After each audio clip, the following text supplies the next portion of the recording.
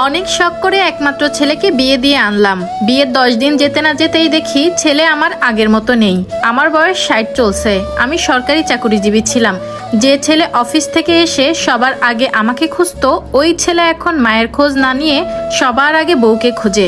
সারাক্ষণ বউয়ের সাথে সময় কাটায়। অফিস থেকে এসে বউকে মুখে তুলে খাইয়ে দেয়, কিন্তু মা খেলো কিনা তার খোঁজ নেয় না। বিয়ের আগে রেস্টুরেন্টে খেতে গেলে আগে মা এবং বোনকে নিয়ে যেত। বলতো, মা সবসময় বন্ধুদের নিয়ে যেতে একদমই ভালো লাগে না, তোমরা চলো। কিন্তু এখন আমার সেই ছেলে মা বাবা বোনকে নিয়ে যাওয়া তো দূরের কথা, বউকে বাইকে ঘুরতে নিয়ে গেলেও মায়ের কাছ থেকে সামান্য অনুমতিটাও নেয় না। বিয়ের 1 মাস পর হানিমুনে গেল, কিন্তু আমার সামান্য অনুমতিটুকু নেয়নি। সারাদিন বউ বউ করতে ব্যস্ত। ছেলেকে তো আমি পেটে ধরেছি, ছেলের ভালো মন্দ আমি নিশ্চয়ই বউয়ের থেকে ভালো বুঝি, কিন্তু না, সবকিছু এখন বউ ভালো বোঝে। বউ পেয়ে এখন মা আর বোনকে অপমান করে। আমার ছেলে কখনো বেগুন খেত না, বেগুন রান্না করলে রাগে খাবার খেত না। এখন বউ বেগুন পছন্দ করে বলে ছেলে আমার বেগুন খায়। একদিন বউ বেগুন ভাজি করছে, আমি বললাম, বৌমা রাহাত বেগুন খায় না। বউ আমাকে উত্তরে বলল, খাবে মা। আমি বললাম, খাবে না ও খায় না, রান্না করলে খাবার না খেয়েই উঠে যাবে।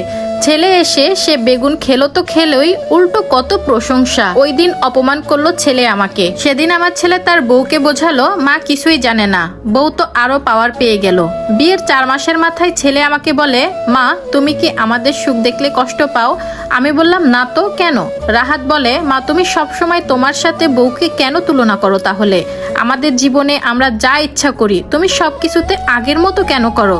আমি কি ছোট মানুষ? আমরা ঘুরতে গেলে তোমার অনুমতি কেন নিতে হবে? আমি কি খাবো, বউ কি রান্না করবে, সেটাও কেন তোমার কাছ থেকে প্রতিদিন অনুমতি নিতে হবে? আমার বউয়ের জন্য নতুন কিছু গিফট আনলে সেটা কেন আমার বোনকে প্রতিদিন কৈফিয়ত দিতে হবে? তুমি তো এত বছর বাবার সাথে সংসার করে এসেছো, কই দাদিকে তো কখনো এসব করতে দেখিনি। এমনকি দাদি যদি কখনো করতো তুমি তো একদমই মেনে নিতা না। তারপরও আমার বউ তো তোমার মুখে মুখে কখনো তর্ক করে না, সবকিছু মুখ বুঝে সহ্য করে নেয়। তাহলে প্রতিদিন কেন তুমি আমার বউকে খোঁটা দিয়ে কথা শোনাও? সাথে আমার বোন তো আছেই, সে যথেষ্ট পরিমাণ বড় হয়েছে, সে কেন তার ভাবির মুখে মুখে তর্ক করবে? আমিও সেদিন ওকে বেশ কথা শুনিয়ে দিলাম। বউ পেয়ে এখন মা আর বোনকে ভুলে গেছিস? আমাদেরও তো ঘুরতে যেতে মন চায়। কখনো কি আমাদের বলেছিস ঘুরতে যাব কিনা? ও আমাকে বলল, তোমাদের ঘুরতে মন চাইলে আমাকে বলবা। তখন আমি আমার ছেলেকে বললাম, তাহলে তোকে ছোট থেকে এত বড় করে মানুষ করেছি, আমার কি কষ্ট হয়নি? তোর সাথে কি আমার ঘুরতে যেতে মন চায় না? তোর ছোট বোনটা কি তোর পথ চেয়ে দেখে না? তোর বউকে ঘুরতে নিয়ে গেলে আমাদেরও তো ঘুরতে নিয়ে যেতে পারিস নাকি, সেটাও আমাদের এখন মুখ থেকে বলা লাগবে? সেদিন এক কথায় দুই কথায় আমার ছেলে তার বউকে নিয়ে বেশ আমার সাথে তর্ক করে। এরপর ছেলে আমার বউ নিয়ে আলাদা হয়ে গেছে, আলাদা বাসা। আমি কি করেছি আপনারাই বলুন? আমি তো মা, আমি কি চাই ছেলের ক্ষতি? ছেলের বউয়েরা বিয়ে করে এসেই মায়ের থেকে ছেলেকে আলাদা করে, এটার প্রমাণ আমি পেয়েছি।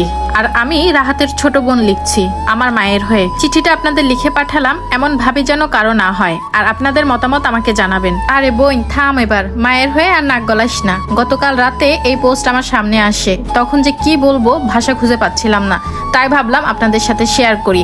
এই যে ছেলের সংসারে মায়ের সর্দারি আর বোনের মাতব্বারি, এই কারণেই কিন্তু বেশিরভাগ সংসারগুলো ভেঙে যায়। এখানে রাহাতের স্ত্রী শুরু থেকে তার মায়ের সাথে কোনো অসভ্যতা করেনি। শাশুড়িদেরও একটু বুঝতে হয়, আপনি এতদিন সংসার করে এসেছেন, এখন যে মেয়েটি বউ হয়ে এসেছে সেও চায় সংসার করতে। তারা এখন যথেষ্ট বড় হয়েছে, তাদের সংসার তারা কিভাবে করবে তাদের উপর ছেড়ে দিন। আর যেহেতু আপনি আপনার শখের ছেলেকে শখ করে বিয়ে দিয়েছেন,